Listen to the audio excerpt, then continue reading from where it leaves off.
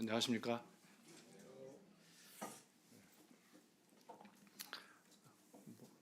한없이 부족한 자인데 이렇게 초대해 주셔서 감사합니다.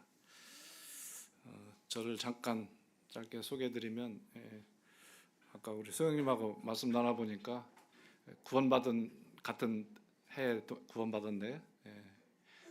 그러니까 구원 동창이네요. 79년도에 구원받고 저희 자녀가 이제 딸이 하나 있고 아들이 하나 있습니다. 또 제 고향은 이제 대전에 인접해 있는 세종시 고향이고요. 제 처가는 전라남도 완도 약산입니다. 저는 호남하고 좀 많이 관계가 있습니다. 제가 광주에 발령이 나서 직장 때문에 93년도부터 그해 대전에 엑스포가 열리는 해였습니다. 그래서 광주로 발령받아서 호남 지역에서 한 4년 정도 근무한 경험이 있습니다. 그래서 호남 지역의 형님들하고는 많은 교류가 있었고요.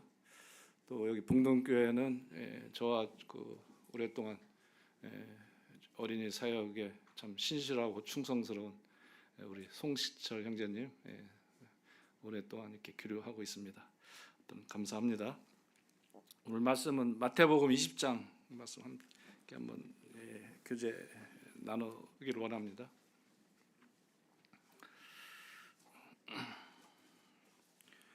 20장 1절부터 16절까지 좀 긴 말씀인데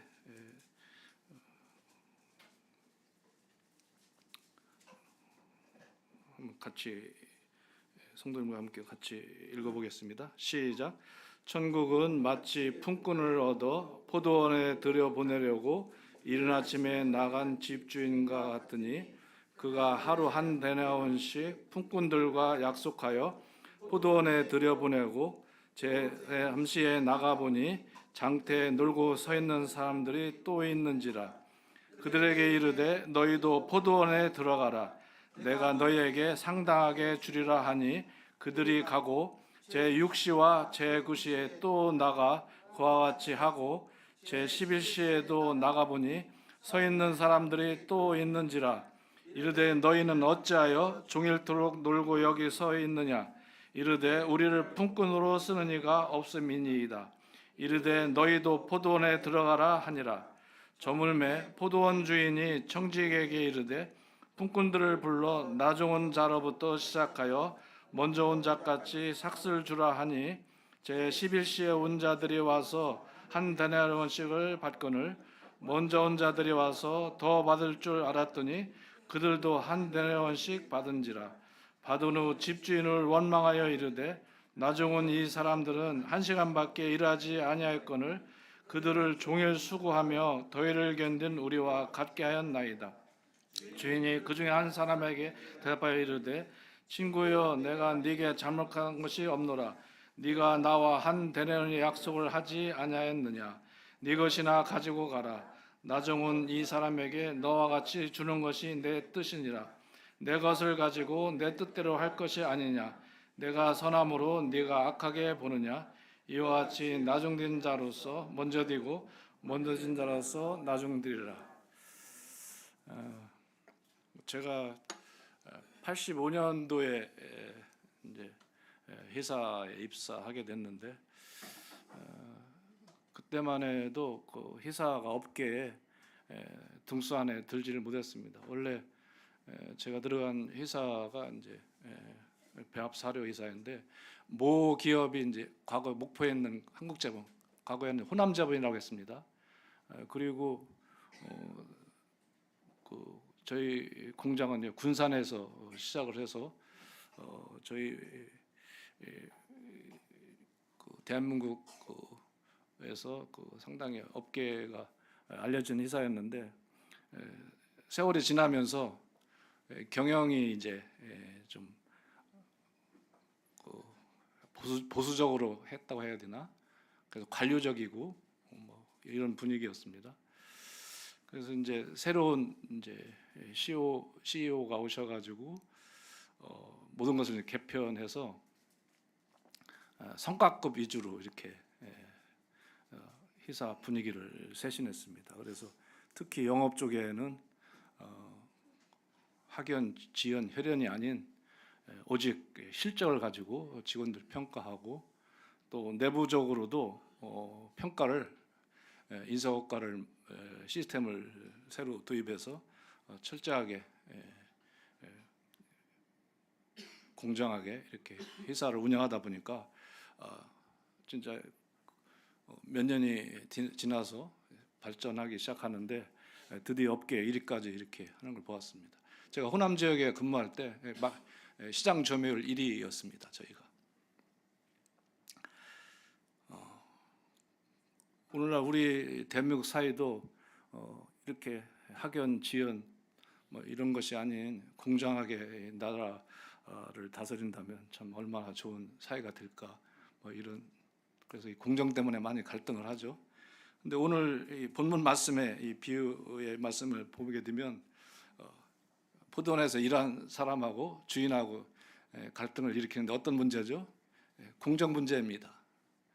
먼저 와서 아침부터 땀 흘려서 이때는 지금 시대와 달라서 12시간 근로를 해야 됩니다. 아침 6시부터 저녁 6시까지.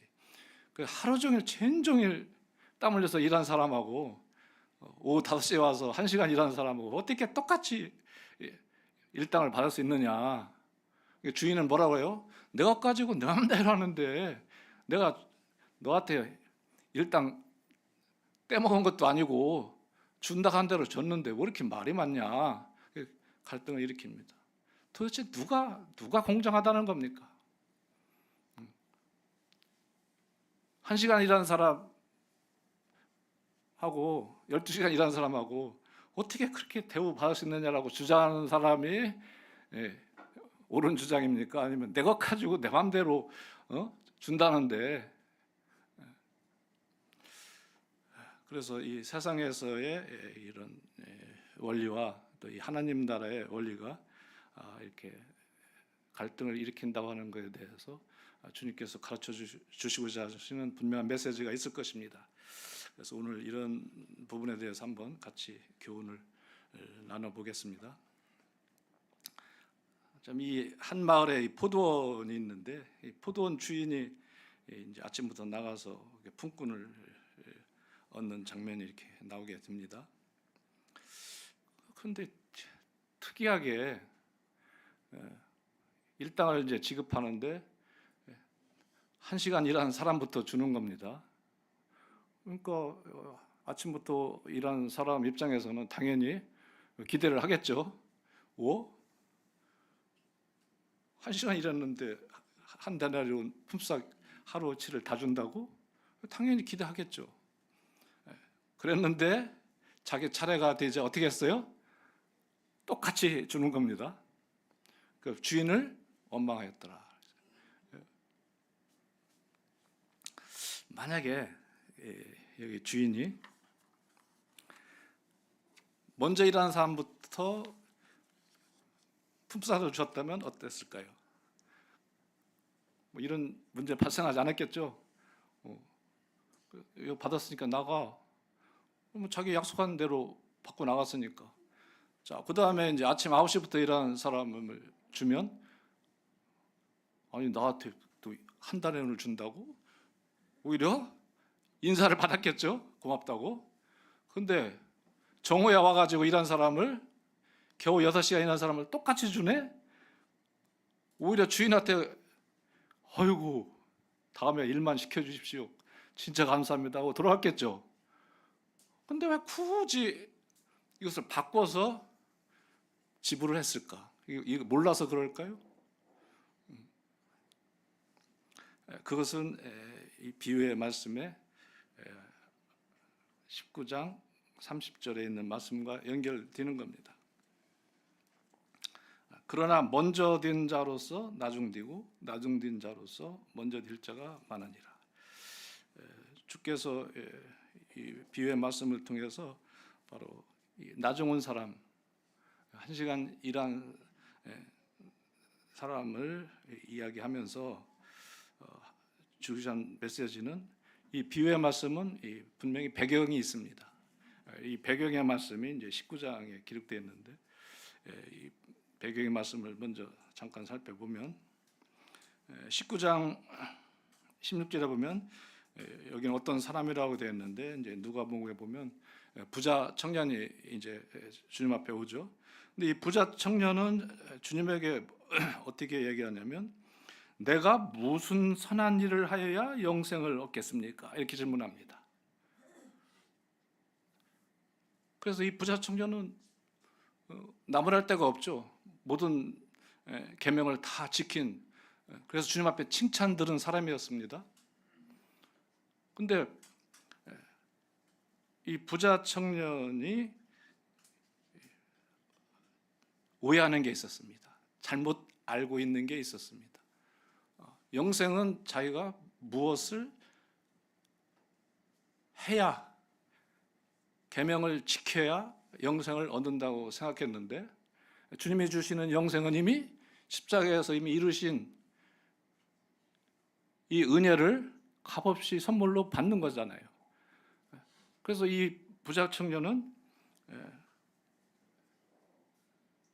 주님을 사랑하고 이웃을 사랑한다고 했지만 실제로는 사랑하는 마음이 있었습니까? 없었습니까?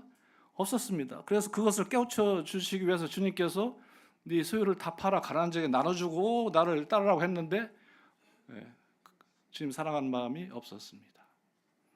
그래서 이어서 이제 이어지는 말씀이 이제 제자들과 함께 주님이 말씀을 나누게 되는데, 이 부자 청년의 이야기를 들은 이 제자들이 주님께서 부자가 천국에 들어가는 게 참 어렵다, 낙타가 바늘길로 들어가는 것보다 더 어렵다. 제자들이 맞습니다. 그런데 이제 베드로가 궁금한 겁니다. 베드로가 궁금한 것이 무엇이냐면 27절에 보니까 베드로가 대답하여 이르되 보소서 우리가 모든 것을 버리고 주를 따라 싸우는데 그런즉 우리가 무엇을 얻으리까? 여기서 베드로도 또 무엇을 얻으리까라고 질문합니다. 이 제자들의 인식 가운데 이 부자 청년과 같은 인식이 있었습니다. 그들은 어릴 때부터 유대교에서 배운, 또 유대인들이 생각하는 하나님과의 이 관계에 있어서 이 부자 청년이 이게 재물이 많다고 하는 것은 그들의 인식 속에는 하나님으로부터 축복을 받은 사람입니다. 하나님을 잘 섬기고 하나님의 계명을 잘 지킨 사람에게 주어지는 하나님이 물질을 축복해 주셨기 때문에 이 제자들에게 있어서 또 유대인들에게 있어서 이 부자 청년이 주님 곁을 떠난다고 하는 것은, 또 주님이 이 부자 청년을 버린다고 하는 것에 대해서는 도저히 인식할 수가 없는 겁니다. 이해할 수가 없는 겁니다. 하나님 앞에 가장 축복을 받은 사람이 주님 곁을 떠난다. 하나님을 가장 잘 섬기는 사람이 주님 곁을 떠난다. 이거 이해할 수가 없는 거예요. 그런데 이 베드로가 이제 궁금한 겁니다. 그래서 베드로가 뭐라고 얘기합니까?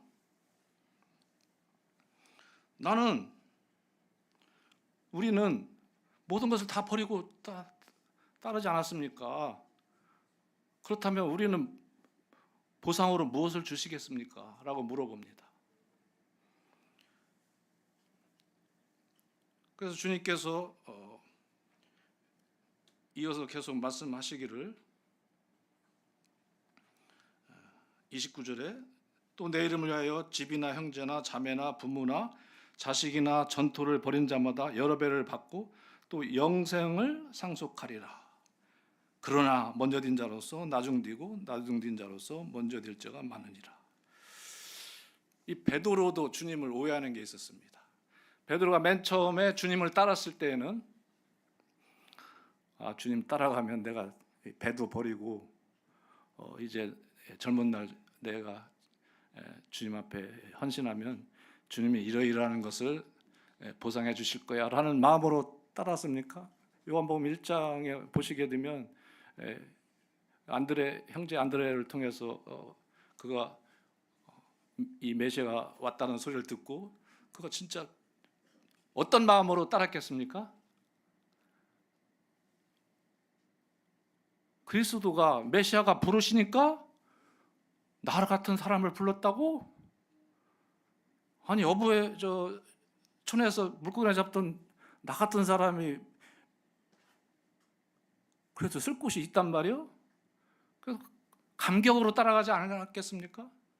나 같은 사람 불러준 그런 감동으로 나 같은 사람을 채용해 줬다고 하는 이루 말할 수 없는 주님을 향한 사랑으로 따라가지 않았겠습니까?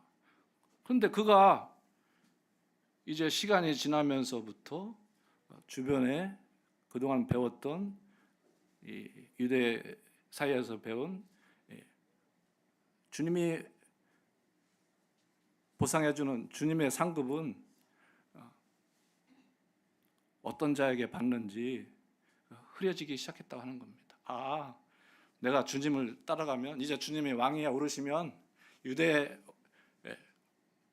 왕권을 잡으시면 주님께서 우리에게 보상을 해줄 텐데 요한의 어머니가 얘기한 것처럼 우의정이 됐든 좌의정이 됐든 높은 자리에 나도 이제 우리 주께서 평가하시기를 배도 버리고 내 젊음을 다 바쳤기 때문에 한 자리 주시지 않을까 뭐 그런 기대 아니겠습니까? 근데 주님은 이 베드로의 생각을 이 제자들의 생각을 어떻게 한마디로 표현하냐? 그러나 먼저 된 자로서 나중되고 나중된 자로서 먼저 될 자가 많아요. 참 어려운 해석이에요. 이 해석이 무슨 뭐 서열을 정리하는 게 아닙니다. 우리가 때로는 먼저 믿었는데 먼저 된 사람이 나중에 믿은 사람보다 주님 앞에 평가를 못 받는다. 보통 우리가 이해하기 쉬운데 이 문맥상으로는 그런 의미라기보다 다른 뜻이 있다고 분별이 됩니다. 그러면 주님께서 왜 이 나중 온 사람을 통해서 이런 갈등을 일으키고 이 문제를 제기하면서 주님이 하시고자 하는 진짜 의도는 무엇일까?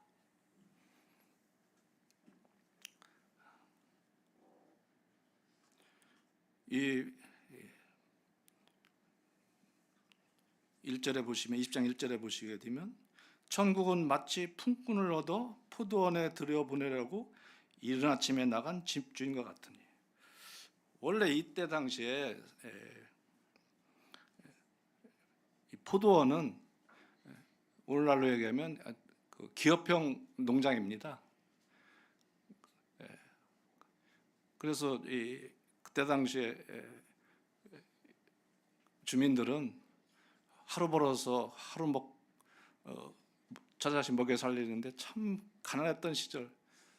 그러나 이런 기업형 농장에 있으면 가서 품삯 노동을 제공해서 품삯 간신히 하루 일당 벌어서 가족들 부양하는 그런 시대였습니다. 정말 어려운 시대.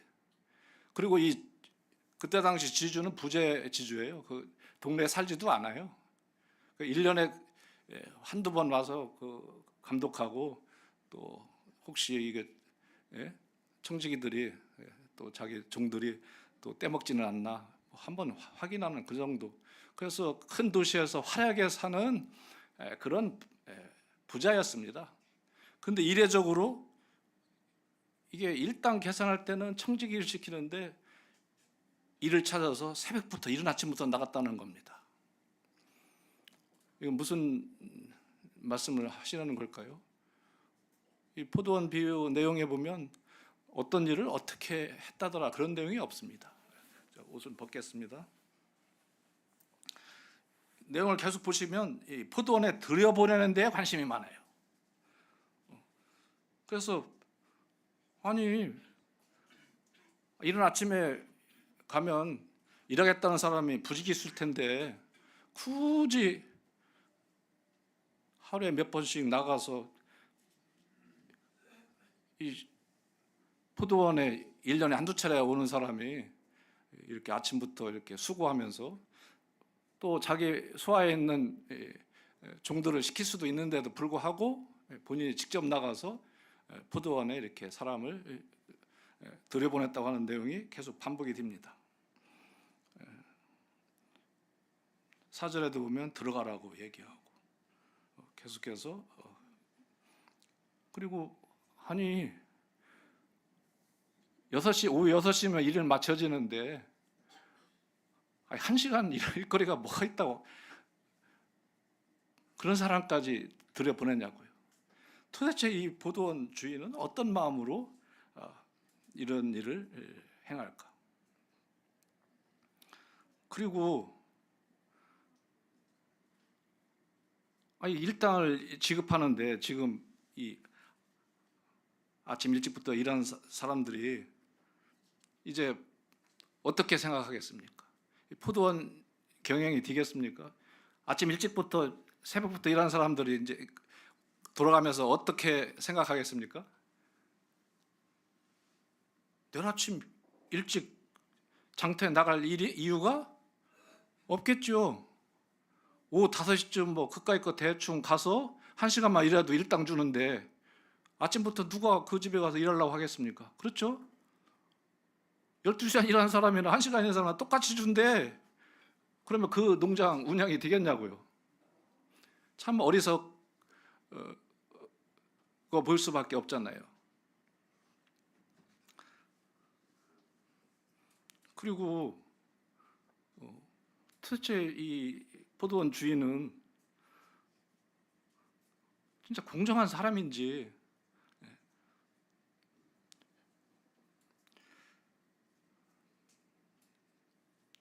이런 갈등을 통해서 주님께서 부각시키고 싶은 그런 내용은 앞에 말씀드린 젊은 부자 청년이 이제 자기가 무엇을 하여야 영생을 한다고 생각하는, 그래서 이제 제자들조차도 이제 주님 앞에 받는 이 상급도 이제 자기들이 일한 대로, 자기가 일한 양대로, 능력대로 이제 주님이 주실 거라고 그렇게 생각하고 있었는데, 그런 생각들이 지금 잘못됐다고 하는 겁니다. 그래서 이 10절에 보니까 먼저 온 자들이 와서 더 받을 줄 알았더라. 더 받을 줄 알았더라. 이게 누구 생각이에요? 먼저 온 사람들의 생각입니다.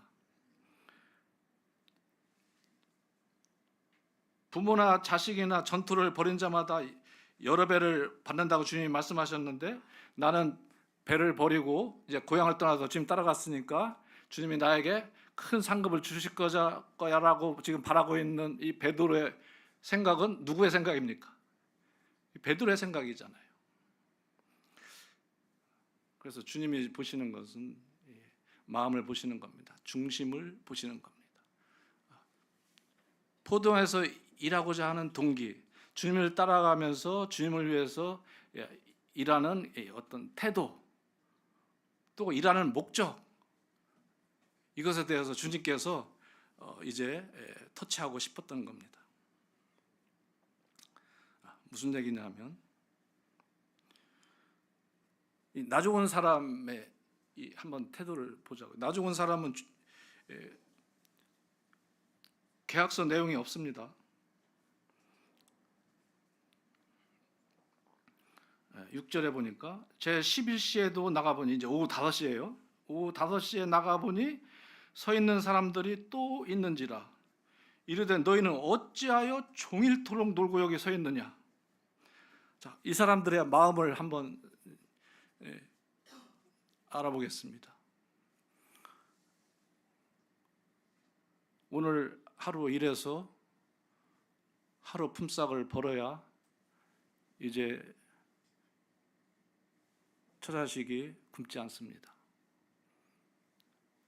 아침부터 나가서 이제 일자리를 구하지만 자기를 찾는 사람이 없습니다. 인력 시장에 나가 보니 어떤 오늘날로 얘기하면 뭐 자격증이 있다든지 하다못해 운전면허증이라도 있어야 돼요. 또 건강해야 돼요. 또 하루 종일 일해도 또 주인이 시키는 일을 잘 감당할 만한 그러한 체력이 있어 보이는지. 근데 이 사람 저 사람 뽑혀 나가는데 도대체 자기를 뽑아주는 사람이 없습니다. 경쟁력이 없는 겁니다. 참 못나도 찌질이 못났습니다.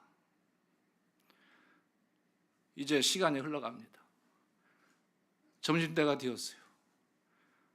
찾는 이가 없어요. 이 사람의 마음은 어땠을까? 어땠을 것 같아요? 이제 배는 굶주려 오는데 집에 들어갈 수가 없습니다. 왜요? 빈손으로 들어갈 수 없기 때문에. 근데 찾는 이가 없어요. 이 사람의 마음이 어땠을까요? 누가 나를 불러만 준다면, 누가 나에게 일만 시켜준다면 내 이 한 몸 바쳐 일하겠습니다는 마음이 생기겠어요? 안 생기겠어요? 이야, 12시가 지나네. 해가 이제 중천에 떠서 넘어가기 시작하네. 3시가 지나 4시가 지나 이제 사람들이 이제 집에 돌아갈 시간이 되는데 갈 데가 없어요. 이 사람의 마음이 어땠을까요? 그런데 어쩔 바를 모르는데 그 주인이 또 나타나가지고 너 왜 이렇게 서 있어? 찾는 사람이 없습니다. 그래? 그럼 포도원에 일로 와. 말씀에도 보면 하루 한 대는 준다는 말씀도 없고 적당하게, 상당하게, 다시 하면 공정하게 내가 계산해 줄게라는 말씀도 없어요. 이 사람에게는. 이 사람은 어땠을까요? 불러준 거 하나만으로도 뭐 땡큐죠, 뭐 땡큐. 아니요, 땡큐 아니야. 땡큐 베리 마치. 감격한 거죠. 이야, 나 같은 사람을 불러주다니. 한번 상상을 해봐요. 가서 어떻게 이렇게 주인님 시켜만 주세요. 아마 1시간 이거 일 시켰을 때 아마 허리 한 번 안 피고 이랬을 거요.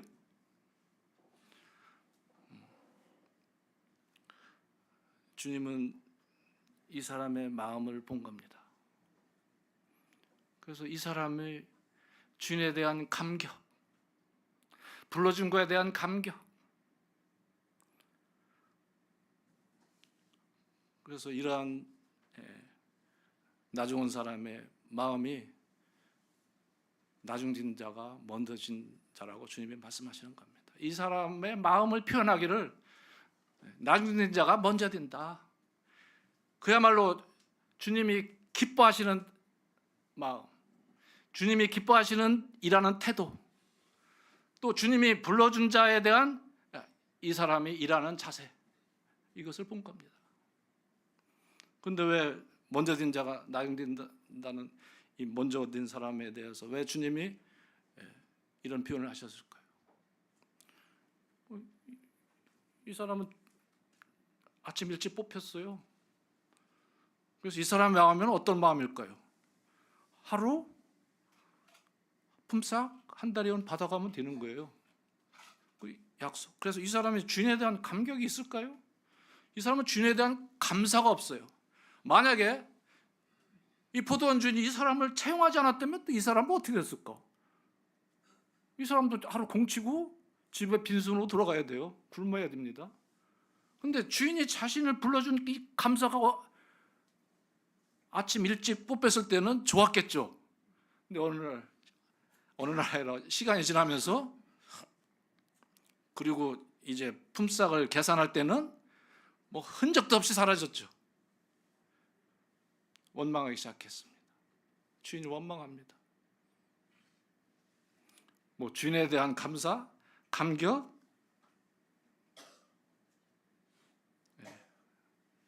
그래서 이 사람에게 주님께서 19장 30절에 있는 대로 먼저 진 자가 나중진다라고 말씀한 겁니다. 이런 일이 많을 거라는 거예요.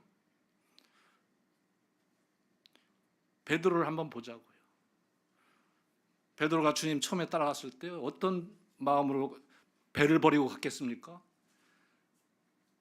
내 이 젊은 날 가족을 부양하고 내가 이 업계에서 그래도 배를 가지고 이 어업을 감당하면서 내가 어느 위치에서 산다라고 하는 그런 분명한 인생 설계가 있음에도 불구하고 주님이 메시아가 오셨다는 이 한마디에 모든 것을 포기했을 때에는 주님에 대한 감격이 있지 않았겠습니까? 우리가 주님 구원받을 때 우리가 어떤 자세로 주님 섬겼습니까?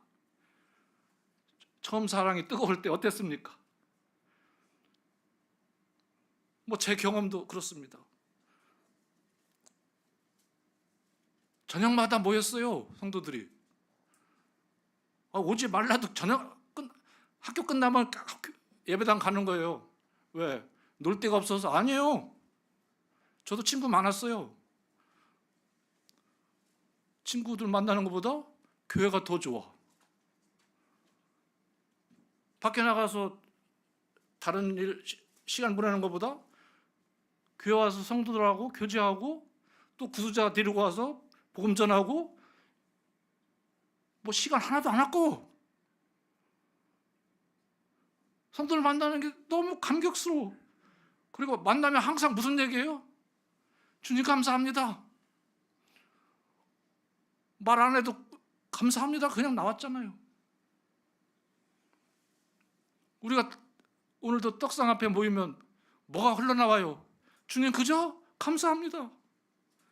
저 같은 사람 불러주셔서 감사합니다. 주님 은혜입니다. 이게 저절로 나오잖아요. 오늘부터 이게 이제 티삭되는 거예요. 교회에서 일을 맡겨주니 붙이다 보니 아이고 저 형제 없으면 내가 주님 잘 섬기겠다. 약점이 보입니다. 내가 이러고 애쓰고 힘쓰는데 어느 형제는 주일날 한 번 간신히 나타나는데도 그 형제랑 나 대우받는 게 똑같아. 예? 내가 이 일을 해야 되나? 그래서 이제 형제 이거 해봐 그러면 어때요? 왜 나한테만 이러지? 그래서 교회 오는 거 부담된답니다. 오늘부터 이게 감격이 일어가요. 주님 사랑하는 마음이 식어가요.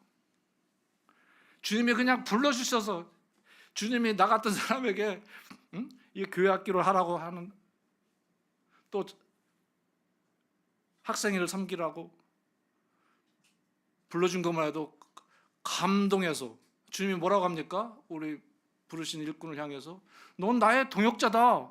아니 세상에 하나님이 하시는 일을 맡긴다는데 이 감동이 도대체 다 어디 도망갔냐고. 저는 이 나중온 사람의 마음을 조금 배웠습니다. 제가 이제 학교를 졸업해야 되는데 시골에서 어머니가 땅 팔아서 학교를 가르쳤는데 앞에 제 옆에 앉았던 제 아내가 제가 대학교 4학년 여름방학 때 선을 봤습니다. 결혼할 자매가 있는데 취직도 못하고 있어요. 이제 졸업날은 다가오는데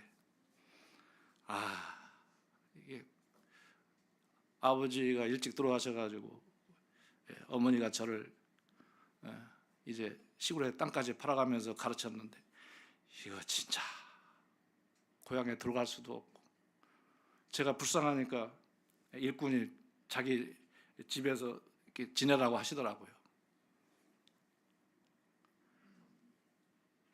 그래서 이제 취업시험을 보는 데마다 떨어집니다. 근데 이제 졸업을 며칠 앞두고 어느 형제님이 어디 회사 한번 이력서 내보라고 추천을 하셔가지고 갔습니다. 그래서 이제 면접이 통과돼서 이제 대표이사하고 이제 면담하러 갔습니다. 대표이사가 이런 얘기를 해요. 처음에는 월급이 적을 수 있으니까 불평하지 말고 3년만 버텨봐라 그러시더라고요. 그래서 제가 뭐라고 할게요? 예? 일만 시켜줘요. 아니 3년 아니라 내가 몇 년을 못 버티겠슈? 이게 속에서 그냥 나오더라고. 왜요? 취업이 너무 간절했으니까.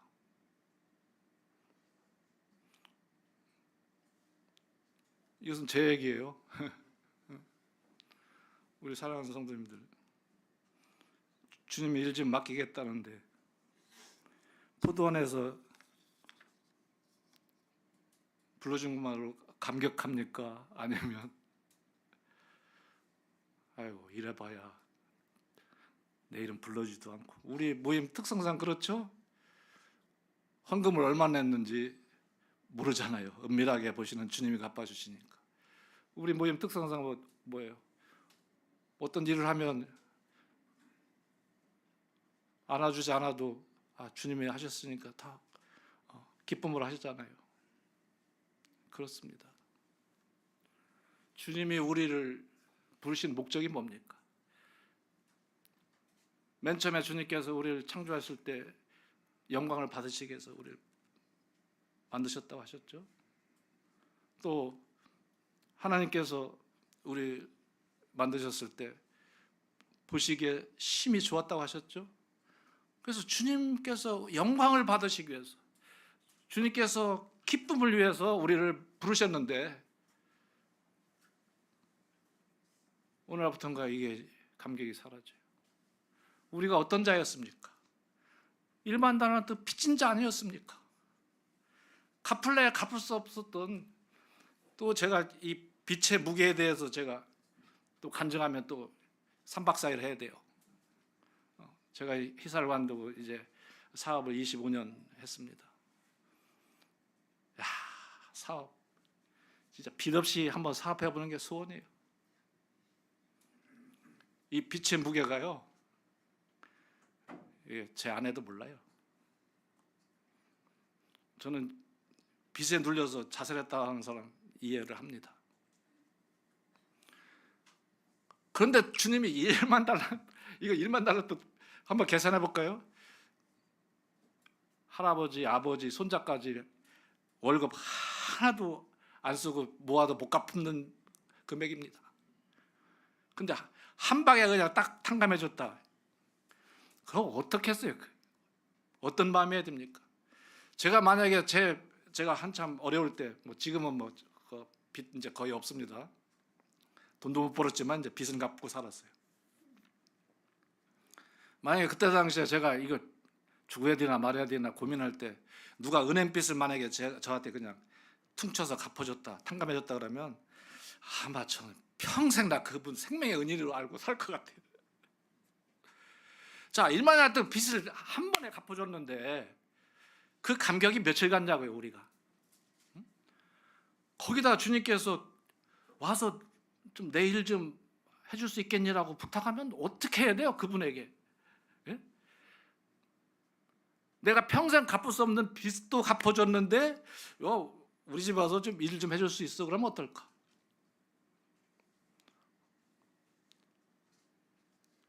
저희 때는 삼성 현대에 들어가는 게 꿈이었습니다.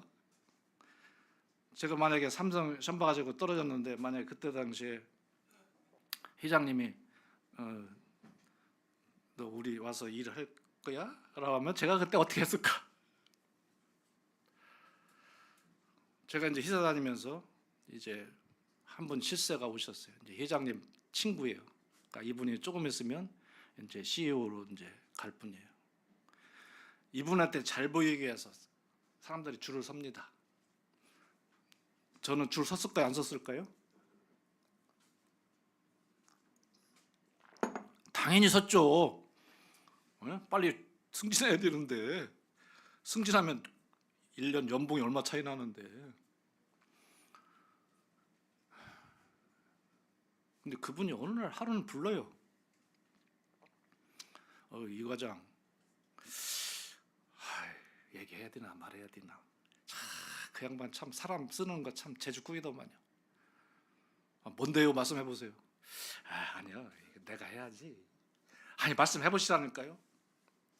사실은 말이에요, 차가 수리를 해야 되는데 시간이 없어가지고 네가 가서 공업사 가서 차 수리 좀 할 수 있냐 그거예요. 그때 이분이 기사가 안 딸렸을 때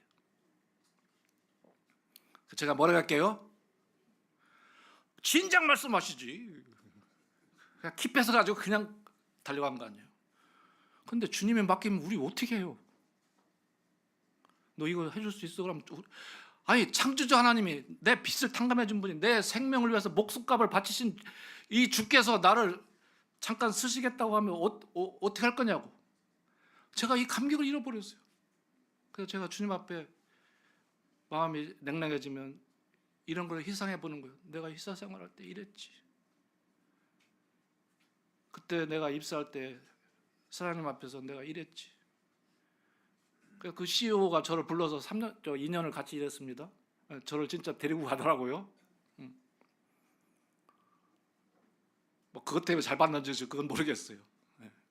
그 뭐 차수리 한번 해줬다고 불렀겠습니까만은 이분한테 제가 많은 은혜와 사랑을 받은 적이 있습니다. 그래서 이제 정리하겠습니다. 주님이 이제 나중은 사람을 통해서 이 사람의 마음가짐, 정말 주님 사랑하는 그 사랑 때문에, 주님이 불러주신 그 감격 때문에